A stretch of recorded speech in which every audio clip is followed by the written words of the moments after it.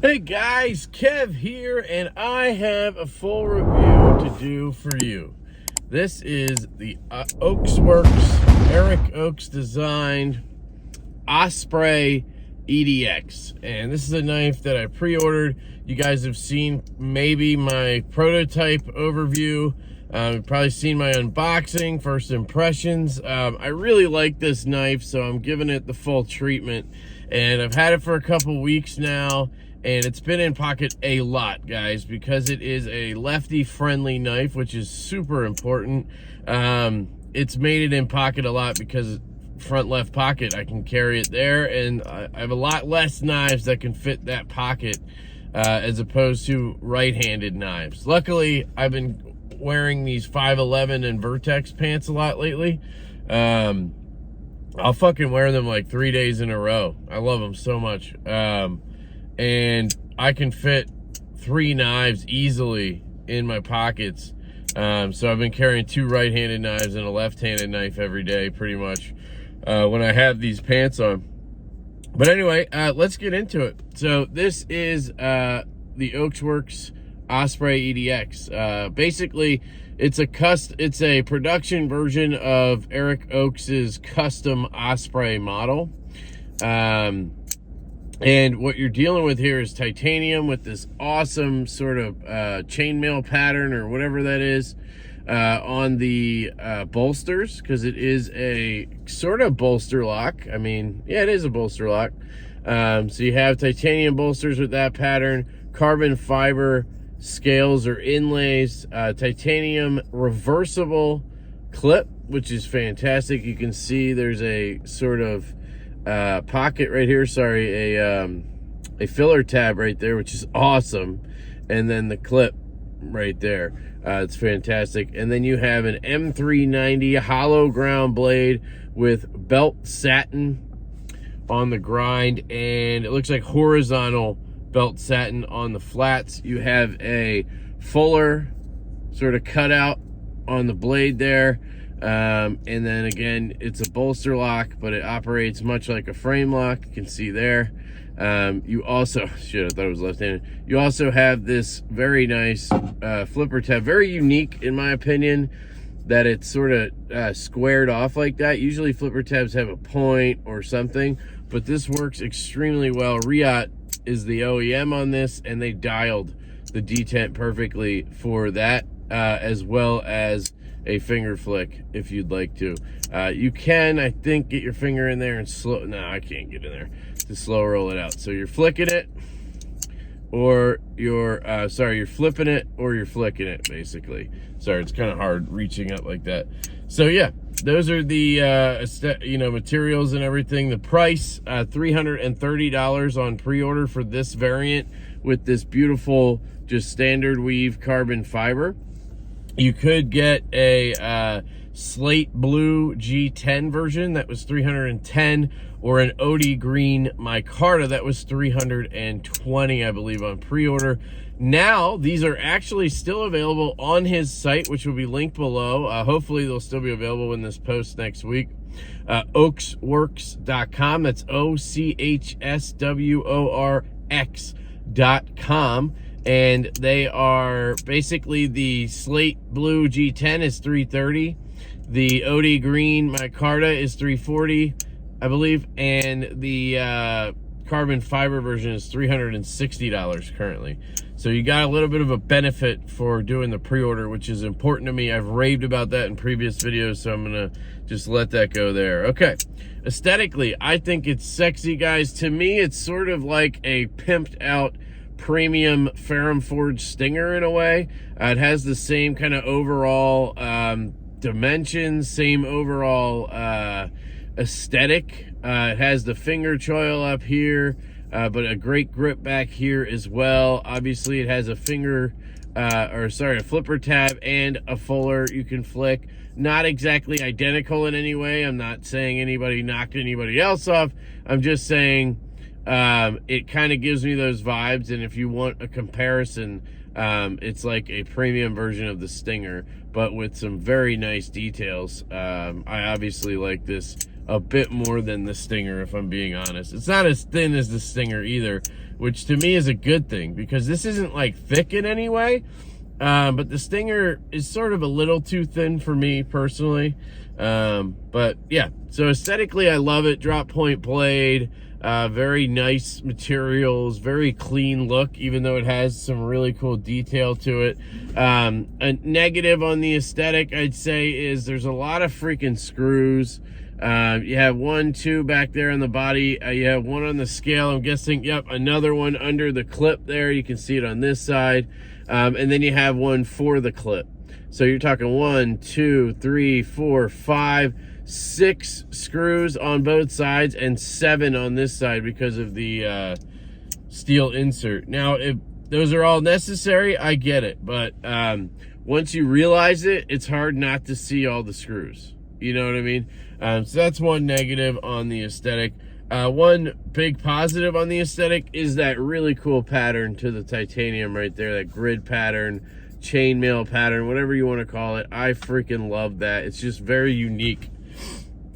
Ergos are fantastic. If you hold it in this back grip, my hand, large glove size hand, just fits excellently back here, and you can really use this knife in this grip, and it doesn't seem like, how do I explain this? Well, let me jump forward. You have a choil, and this choil is not huge, but it's very, very comfortable for me. I fit really well in there. This flipper tab is very minimal, so it doesn't really like get in the way like some flipper tabs do if they're like hooked or something. Ferrum Forge Archbishop 3.0 has a little bit of a hooked flipper tab, and that feels weird to me. Hinderer kind of does that. There's some other ones. The Mordax does that. I guess Ferrum Forge does that a lot. But anyway, this is extremely comfortable, and now I'm kind of choked up, and I have excellent control to do that type of stuff. But what I wanted to say was, if you look at a knife like the Nimble here, which I'm carrying today, if you want to see a size comparison, 3.1, 3.3 on the blade. So there you go. But when you have a knife like the Nimble, say, I never hold it back here. I would never hold it in this grip, ever. No matter what I'm doing. I mean, unless I had this knife and I really needed some reach, maybe I would do it. But like, I'm always going to be up in this choil. Like, I live up in this choil, right? This is my spot. On this knife, I feel comfortable back here, and I feel like I would use it, and I have used it for certain situations. Whereas, again, on a knife like the Nimble, I'm just going to go right to that choil. So I hope you guys know what I mean. I'm sure you guys do the same thing. There's some knives where you actually do utilize both grips, and it's probably because it's long enough for me to actually grip it in both grips. But I don't know. And I think the way they did the choil and everything, it makes it to where this still feels viable. A lot of times when you have a big choil or whatever, you don't want to hold it back here because you feel like you don't have great control, or you're going to pass a lot of material and get caught on that choil, right? Let's talk about carry. Again, reversible clip. It's fantastic, guys. This clip is very generic looking in a good way. Has good retention. It's a little stiff. Not stiff, it's a little tight. So depends on your pants. Like, I'm wearing those 511s today, and I do have to give it a good shove to get in, and it doesn't want to go all the way in. A little bit kind of the clip sticks up. But in normal jeans and stuff like that, athletic pants, all that stuff, it works fantastically. And it's pretty deep carry. I mean, it's not deep carry, but you have this sticking out. It's like nothing. Doesn't bother me at all. Gives you a little something to grab if you want, right? So carry, I think, is great. It's slim. It's lightweight. It's a very, very good carry, in my opinion. Cutting. Excellent, guys. That hollow grind is just fantastic. It's very, very thin. Comes down to a thin edge. The only negative is probably that it's not that tall, right? But the fact that they did a hollow grind instead of a flat grind makes a big difference. So that edge is going to stay thin for a lot longer than it would if this was a flat grind, right? So I really like that. It cuts shipping labels extremely well. Very good tip. I've cut some cardboard with it. I haven't had any issues. Some people have asked, could material get caught up in that fuller? I haven't noticed anything like that, but I usually try to cut towards the front anyway, and my fingers kind of like right on that. So I feel like I'm not really getting material there, if you know what I mean. I have not done like extensive cut tests and all that stuff with this. So you'd have to check with another channel to get, you know, super detailed cutting results, but I think it's fantastic for EDC. I've had absolutely no issues with it, and I've very much enjoyed the cutting I have done.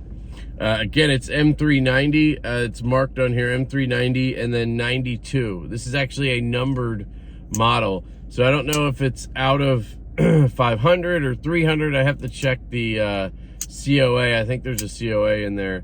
But this is number 92, which is pretty cool. It also has Ochsworx on this side, which is pretty sweet. So we talked about cutting, carry, ergos, aesthetics, sounds.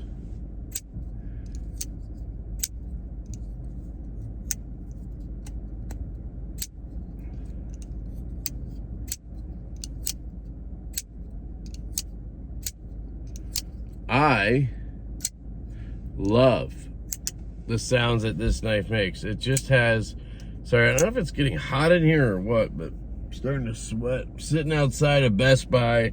It's a Sunday morning, and I don't know, I had a few beers last night. We had dinner at my parents'. Maybe I'm just a little sweaty, and I'm wearing this fucking thing. Let me turn the air down.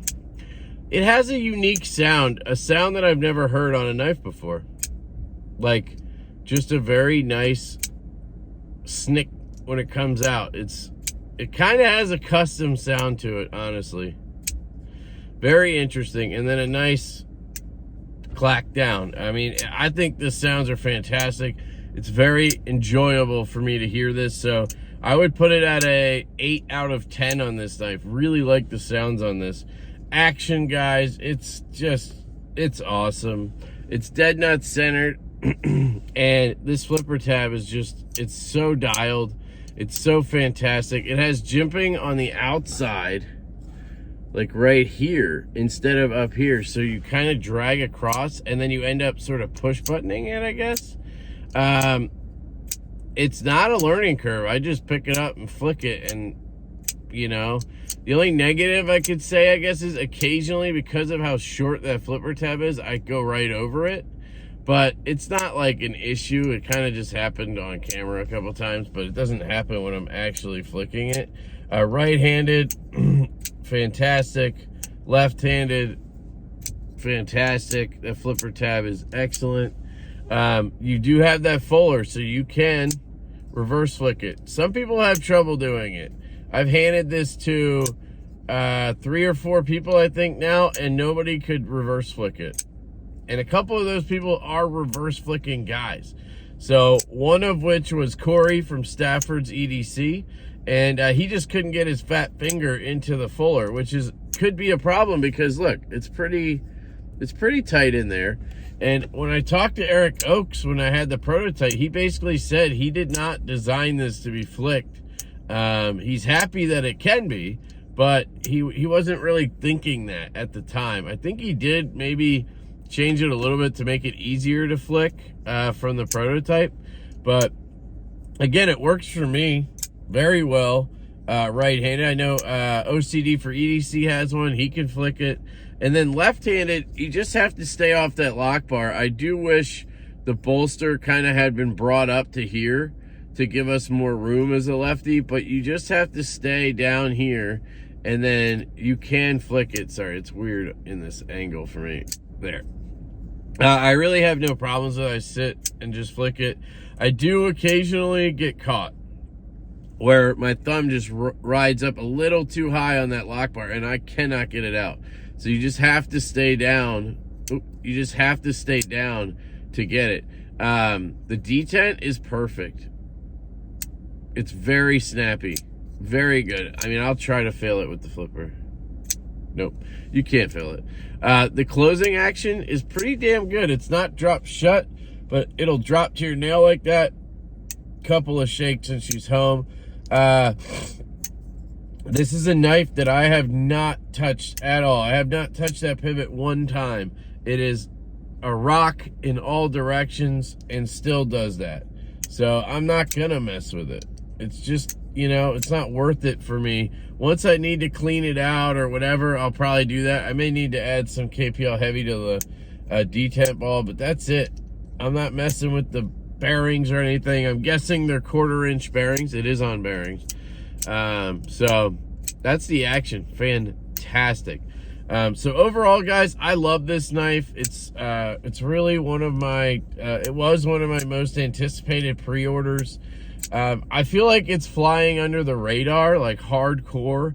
Nobody knows about it, I feel like, or nobody's buying it. I mean, he had the pre-order and then now he still has some on the website.